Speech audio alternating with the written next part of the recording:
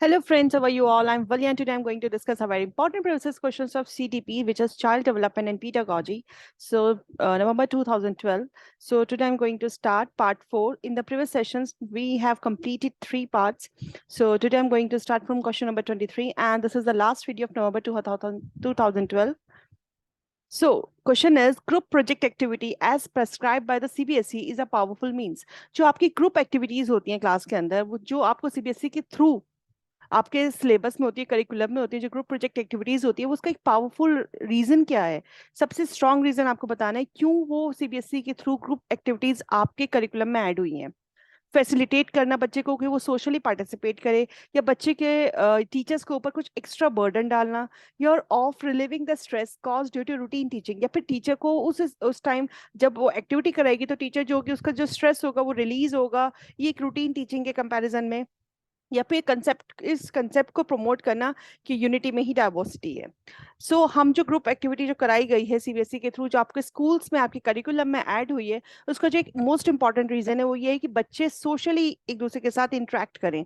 That mean जब आप group activity करते हो तो आपका कहीं ना कहीं कोलैबोरेटिव लर्निंग होती है, आप सब लोग मिलकर एक काम को करते हो, तो उससे क्या होता है, आप सोशली एक्टिव होते हो, आपको पता होता है कि हमें सोशली कैसे एक दूसरे के साथ रिएक्ट करना है, कैसे हम किसी भी सोशल एक्टिविटी में पार्टिसिपेट कर सकते हैं। तो ये आपको फैसिलिटेट कर काम करती है, फैसिलिटेशन का काम करती है। आंसर क्या होगा आपका? First option is your correct answer. Next question है हमारा, फॉर इंट्रिंसिकली मोटिवेटेड स्टूडेंट्स। अगर हम इंट्रिंसिकली मोटिवेटेड स्टूडेंट्स की बात करते हैं तो what are the correct statements? Rewards are not at it all required, reward जरूरत नहीं होती, रिक्वायरमेंट नहीं होती रिवॉर्ड्स की। External rewards are not enough to keep him her motivated. जो एक्सटर्नल रिवॉर्ड्स होते हैं वो जरूरत नहीं होती, वो इनफ नहीं होते उसको मोटिवेट करने के लिए। And the level of motivation is lower than an extrinsically motivated student. जो मोटिवेशन का जो लेवल है वो कम है in comparison to extrinsically motivated student के कंपैरिजन में। And there is no need for formal education की, यहाँ पे कोई जरूरत नहीं है फॉर्मल एजुकेशन की। तो अगर हम इसके बेसिस पे देखते हैं जो आपका ऑप्शंस हैं, intrinsically first of all you have to know what is the intrinsically motivated student, जिनको मोटिवेशन के लिए आपको एक्सटर्नल फैक्टर्स की जरूरत नहीं पड़ी, जो बच्चा खुद से कोई काम को करना चाहता है। जो आप गेस करो, अगर आप नीट की तैयारी कर रहे हैं या आप नेट की तैयारी कर रहे हैं तो आप इंट्रिंसिकली मोटिवेटेड। अगर आपके पेरेंट्स आपको प्रेशराइज करते हैं, फोर्स करते हैं कि आपको नेट निकालना है, आपको पीएचडी करनी है, तो वो एक अलग चीज हो जाती है। लेकिन जब आप खुद से कोई काम करना चाहते हैं, दैट मीन्स कि आप खुद से मोटिवेट हैं उस काम को करने के लिए। तो this is the intrinsically motivated students. तो इसके अकॉर्डिंग जो आपका करेक्ट आंसर होगा वो ये होगा कि जो इंट्रिंसिकली मोटिवेटेड स्टूडेंट्स होते हैं उनके लिए एक्सटर्नल रिवार्ड जो होते हैं वो एनफ नहीं होते उनको मोटिवेट करने के लिए, क्योंकि वो ऑलरेडी इंट्रिंसिकली मोटिवेट होते हैं। So the second option is your correct answer. So answer is second option, which is your correct answer. Next question है हमारा, achievement motivation is, achievement motivation क्या होता है? Tendency to persist at challenging task, tendency होना कि आप failure को avoid करें, willingness to accept success and failure equally, कि आप सक्सेस को और फेलियर को दोनों को इक्वली एक्सेप्ट करते हैं, या टेंडेंसी टू एक्ट इम्पल्सिवली, कि बहुत एकदम इम्पल्सिव होकर आप चीजों को के ऊपर आप रिएक्ट करें। अचीवमेंट मोटिवेशन क्या है? तो हम देख सकते हैं कि जो अचीवमेंट मोटिवेशन क्या होता है, कि क्या जरूरत है आपको मोटिवेशन की, need for motivation, which is called achievement motivation. कि आपके अंदर डिजायर है एक टास्क को, किसी भी डिफिकल्ट टास्क को कंप्लीट करने की और उसके अंदर एक परफेक्शन हासिल करने की, एक्सेल करने की। Individual differ greatly in the desire for achievement and the tendency to persist at challenging task is obvious. Achievement motivation क्या होता है कि आपके अंदर एक डिजायर होना कि चीजों को डिफरेंट तरीके से करना, टास्क को डिफिकल्ट से डिफिकल्ट टास्क को अकम्प्लिश करना, उसको पूरा करना, ये आपका अचीवमेंट मोटिवेशन होता है। कि जो मोटिवेशन होता है ना, कि आप अपने टास्क को बहुत अच्छे से कवर अप कर पाए, टेंडेंसी होना कि आप अपने टास्क को बहुत अच्छे से और बहुत अच्छी परफॉर्मेंस के साथ उसको आप पूरा करें। तो आंसर क्या हो जाएगा इसका हमारा? The tendency to persist at challenging task. Next question है हमारा, ideal waiting time for getting response from the students should be proportional to. जो एक आइडियल वेटिंग टाइम होता है किसी, जैसे आपने कोई क्वेश्चन पूछा क्लास में, उसमें जो स्टूडेंट को जो टाइम लग रहा है आंसर देने में, वो किस चीज के प्रोपोर्शनल होना चाहिए?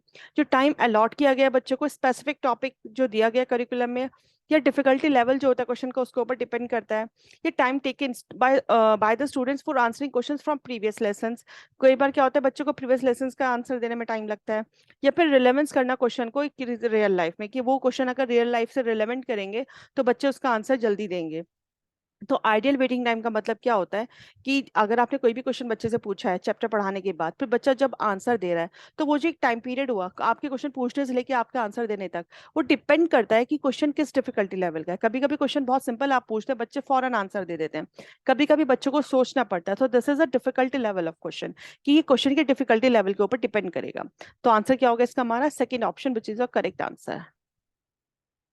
नेक्स्ट क्वेश्चन है हमारा, suppose you are the chairperson of a board of school education. अगर आप चेयरपर्सन अपने स्कूल के, so how would you plan to improve the overall quality of education? तो आप कैसे प्लान करेंगे अपनी ओवरऑल क्वालिटी ऑफ एजुकेशन को इम्प्रूव करने के लिए schools under your jurisdiction? This type of question is an example. आपको बताना है कि आप कैसे अपनी क्वालिटी को इम्प्रूव करेंगे, स्कूल क्वालिटी को।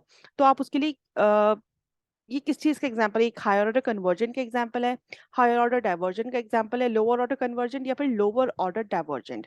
तो आपको पता होना चाहिए व्हाट इज द कन्वर्जेंट और व्हाट इज द डाइवर्जेंट। देखिए, कन्वर्जन का मतलब क्या होता है? जब आप क्लोज्ड चीजों को देख पा रहे हैं, क्लोज्ड एंडेड क्वेश्चन आप बना रहे हैं, अगर हम देखते हैं चीजों को बहुत डिफरेंट तरीके से आप नहीं ले रहे। बट डाइवर्जेंट, डाइवर्जेंट का मतलब होता है आप मल्टीपल वे से चीजों को सॉल्व करने की कोशिश करते हैं। ठीक है, चीजों को आप बहुत डाइवर्जेंटली डिफरेंट डिफरेंट डायरेक्शन में आप प्रॉब्लम्स को सॉल्व करने की कोशिश कर रहे हैं, डिफरेंट डिफरेंट अप्रोचेज आप यूज करें। तो एक आ जाता है जो डाइवर्जेंट थिंकर्स होते हैं, वो हाईली क्रिएटिव होते हैं।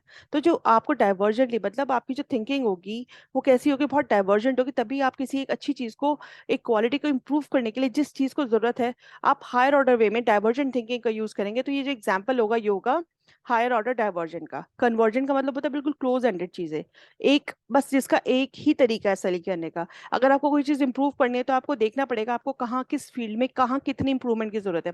तो उसके लिए आपको डाइवर्जेंट थिंकिंग रखना बहुत इंपॉर्टेंट है। तो आंसर क्या हो जाएगा हमारा? Higher order divergent. Next question है हमारा, which one of the following is the best technique of teaching at the primary stage? Primary stage के अंदर बेस्ट टेक्निक आपको बतानी है टीचिंग की। Game teaching, practical training, self learning या फिर black board and chalk training? देखो, अगर हम black board and chalk training की बात करते हैं तो ये बहुत इंटरेस्टिंग नहीं हो सकता, बेस्ट टेक्निक नहीं कह सकते। एक प्राइमरी स्टेज का बच्चा खुद से लर्न नहीं करेगा, तो सेल्फ लर्निंग भी इसमें नहीं आएगा।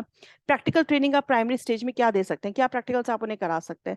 सो the game teaching is the best and the very nice option according to the primary stage के बच्चों को आप एक्टिविटी के थ्रू लर्न कराते हैं। तो this is called a game teaching. तो आंसर क्या हो जाएगा इसका? हमारा गेम टीचिंग। नेक्स्ट क्वेश्चन है हमारा, चिल्ड्रन इन प्राइमरी स्कूल्स। आपके प्राइमरी स्कूल्स में जो चिल्ड्रन है, follow from which of the following stages as propose by Lawrence Kohlberg? जो चिल्ड्रन है प्राइमरी स्कूल्स के, वो फॉलो करते हैं डिफरेंट डिफरेंट स्टेजेस जो कि हमें कॉलबर्ग ने दी है अपने थ्योरी में। इन्होंने 3 लेवल की बात की है, 6 स्टेजेस की बात की है अपने। तो आपको बताना है वो कौन सी हैं।